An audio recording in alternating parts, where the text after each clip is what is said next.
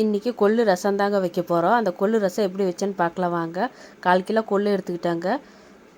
சட்டியில் போட்டுக்கலாங்க. தவா சட்டியில் போட்டு வறுத்துக்கலாங்க.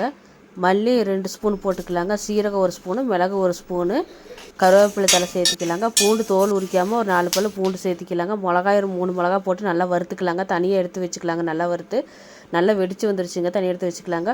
ஒரு 3 அல்லது 4 தக்காளி கையில் நல்லா பிசைஞ்சு தனியாக எடுத்து வச்சுக்கலாங்க. அடுப்பில் சட்டி வச்சுக்கலாங்க. எண்ணெய் ஒரு 4 ஸ்பூனு ஊற்றிக்கலாங்க. கடுகு 1 ஸ்பூனு, கடலைப்பருப்பு 1 ஸ்பூனு, உளுத்தம்பருப்பு 1 ஸ்பூனு, கருவேப்பிலை தலை எல்லாம் போட்டு நல்லா கிளறிக்கலாங்க. இது கூட வரமிளகா சேர்த்திக்கலாங்க. அடுத்து நம்ம கையிலேயே மசித்து வச்சுருக்க தக்காளி போட்டு நல்லா வணக்கிக்கலாங்க. அடுத்து மஞ்சத்தூள் போட்டுக்கலாங்க. கொஞ்சமாக மஞ்சத்தூள் போட்டு நல்லா கலந்து விட்டுக்கலாங்க. அடுத்து நம்ம புளி கரைசலை ஊற்றிக்கலாங்க. அடுத்து நம்ம அரைச்சி வச்சுருக்க பொடியை சேர்த்திக்கலாங்க. பொடியை சேர்த்தி கலந்து விட்டு தேவையான அளவுக்கு உப்பு போட்டுக்கலாங்க.